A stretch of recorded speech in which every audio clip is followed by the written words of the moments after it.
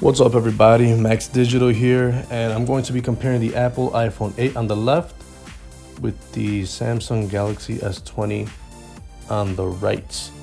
Let's get into it.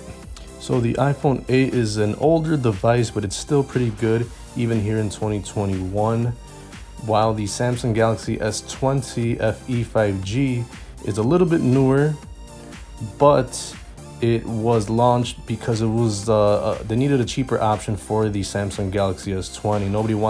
Not a lot of people wanted to spend $1,000, and this one you can get a lot of the same features for a much cheaper price plus 5G. So let's go into it a little bit deeper and see what else differences and similarities we could find. So the first thing we'll talk about is price. Both of these phones, when they launched, they were $700. That's a cheaper alternative to the $1,000 phones that were being released at the time and becoming very popular, but a lot of people still wanted to, they weren't willing to spend that much. So these phones catered to people that still could afford something in the $700 range. Now that these devices have been out for a while, you could definitely find deals on them. You can get the iPhone 8 for as low as $150 on third-party used websites such as Swappa here in the United States, or you could get them on prepaid carriers with a discount. The S20, you could find it, the S20 FE 5G, you can find it for as low as $400, also on prepaid and on the used marketplaces. So you're getting some pretty good deals when you factor in price for both of these devices. The overall size difference, it's going to be bigger on the Galaxy S20 FE. The iPhone 8 has a height of 5.4 inches, while you have 6.22 inches on the S20 FE. The FE is thicker, and it's a little bit wider too, just under 3 inches. It's also heavier than the iPhone 8. The FE is 6.7 ounces versus the iPhone's 5.22 ounces. For the build quality, both of these actually feel pretty good, except that the iPhone 8 has a little bit of an advantage because it has that glass back. You're going to get a plastic back on the S20 FE, and that's one of the compromises compared to the big brother flagship, the S20. But they still feel pretty good regardless. For the dust and water resistance, both of these can be submerged in water up to 1.5 meters. You got IP67 on the iPhone 8, and you get IP68 on the Samsung. When it comes to the screen, we have a Retina IPS LCD display on the iPhone 8, and you get Super AMOLED on the Samsung. For the screen size, there's a big difference. The iPhone 8 has a measly 4.7 inch screen compared to the 6.5 inch display on the Samsung. The screen to body ratio on the iPhone 8 is only 65%, whereas the Samsung is getting 84%. So you're getting a lot of bezel on the iPhone 8. It has that old school iPhone 6 look from like lots of years ago, from like 2015. So the Samsung S20 FE is a much more modern, bigger real estate screen phone here in 2021. For the resolution, the iPhone 8 is 750 by 1334 pixels. The Samsung has a full HD 1080 by 2400 pixel screen. You get lower PPI on the iPhone 8 at 326 versus the 407 PPI on the Samsung. In a nutshell, the Samsung's probably going to have a better overall screen, but I really don't mind having that Retina. Still looks okay, but if you put these side by side, then the Samsung will look better.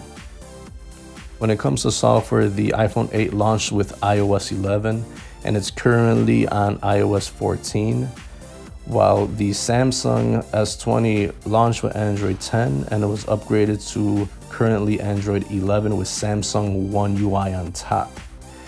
So the iOS software is pretty efficient. You get steady releases for the upgrades. So the iPhone 8 is still going to get a couple of more years of upgrades on the software, while the Samsung S20 FE is making some strides. I think they are going to get some updates. The big difference between the iOS and Android on these devices is that you're going to get a couple of different apps that are not available on Android that matter to me, and I'm sure a lot of people, like iMessage, FaceTime, and AirDrop, just to name a few, and iMovie, for example. But on Android, on the S20 FE, you could do a lot of customizations, and there's just so many things that you could do to change it, but it could be overwhelming for some people. But either way, both of these can run pretty much all the apps. The popular apps are on both ecosystems. For the software and the chipset, the iPhone 8 is rocking an older A11 Bionic chip, which by no means is slow, but it is slower today compared to when it was first launched a few years ago. But it'll work with most apps, and it still feels pretty snappy to the average user. While the Samsung Galaxy S20 FE 5G is rocking the Qualcomm Snapdragon 865, a little bit newer, not the newest, but it is pretty good at running a lot of applications on there. I'm gonna say basically it's a tie, except the Samsung will probably be a little bit newer as it ages, and it's gonna feel a little bit snappier as the iPhone 8 keeps getting older. When it comes to internal storage, the iPhone 8 comes with 64 gigs. The Samsung is 128 on the base model. You could also get it in 256, but you got to pay more money for that. The iPhone 8 pretty much started the trend of having 64 gigs as the base model storage for iPhones from that point on. But the 128 gigs is very impressive from the Samsung S20, and that's the standard that should be used now on all smartphones. Another bonus on the Samsung is that it has a micro SD card slot, so you could expand the storage even further. That's something that flagships are removing all over the place, so it's nice to see that. So a big ups to the Samsung on this one. For the RAM, the iPhone has 2 gigs, while the Samsung Galaxy S20 FE 5G has 6 gigs of RAM. So there's a big difference in RAM. Most iPhones now have at least 3 gigs of RAM, so that 2 gigs does seem a little bit short. That kind of just sets it apart generation-wise to the newer iPhones, so I don't think that's gonna last that long anymore. While the 6 gigs of RAM still is pretty impressive, and that's still gonna be a good amount to run for a couple of more years on the FE. As for the cameras, it's a very big difference. The iPhone 8 has a single 12 megapixel shooter, while the Samsung FE has 3 cameras: 12 megapixel main, 8 megapixel telephoto, and 12 megapixel ultra wide. It seems perfect setup on the Samsung because you get the ultra wide and you get that telephoto zoom, so you can take a lot of great interesting pictures and videos with those shooters. The iPhone 8 is a little bit long in the tooth. It still has that single lens camera, or that, you know, it's just one camera on the back.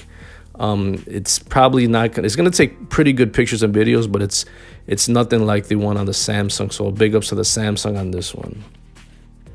Actually, surprisingly, both of these are equally good in video, though.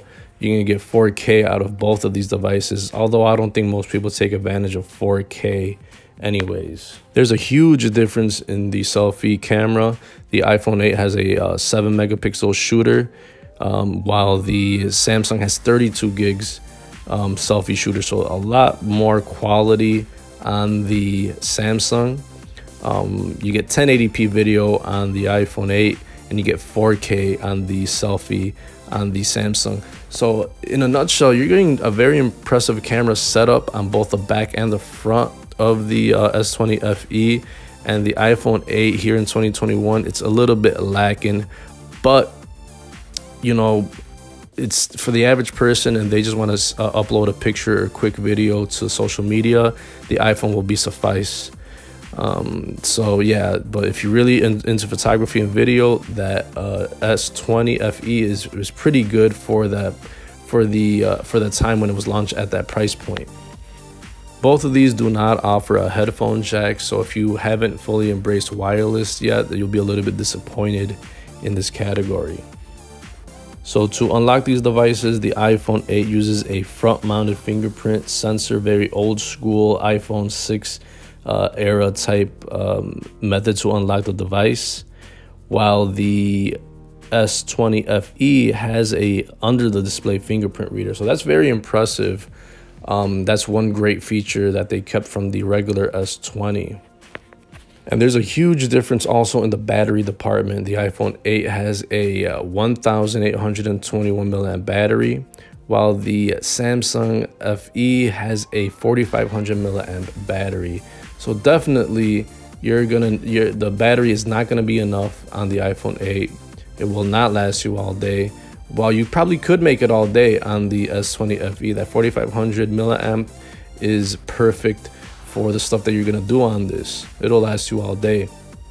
Luckily, both of these devices offer fast charging if you do need to recharge. The iPhone has fast charging at 15 watts, and the Samsung has 25 watt fast charging. You also get wireless charging on the iPhone 8, and you get reverse wireless charging on the Samsung. So you have a lot of options once you start needing to go to a charger, although the Samsung will last you a lot more than the iPhone 8 will. So in conclusion, what are my takeaways from these devices? Well, the iPhone 8, it's not looking like it aged a lot, but it's still a very usable phone here in 2021. I like that it at least ushered in the 64 gigs of base model storage for iPhones. It also made wireless charging a standard, but I'm very blown away by the S20 FE because it did keep a lot of the flagship features, and it managed to lower the price by $300, such as the under the display fingerprint reader. It has 4K. The camera setup is perfect, and things like that. The only thing that it might be lacking is probably that it has a plastic build quality. So the iPhone 8 actually has glass, so that one feels a little bit better than the S20 FE. And also, you know, 5G. You have 5G on the S20 FE. So if you have 5G coverage area, you know, this will be a big bonus for you compared to the iPhone 8. So in conclusion, yeah, both of these devices will be good, but the iPhone 8 is getting long in the tooth. Definitely pick up the S20 FE for at least right around $400, so that would be a good deal. Thanks for watching, guys. I'll see you in the next one. Peace.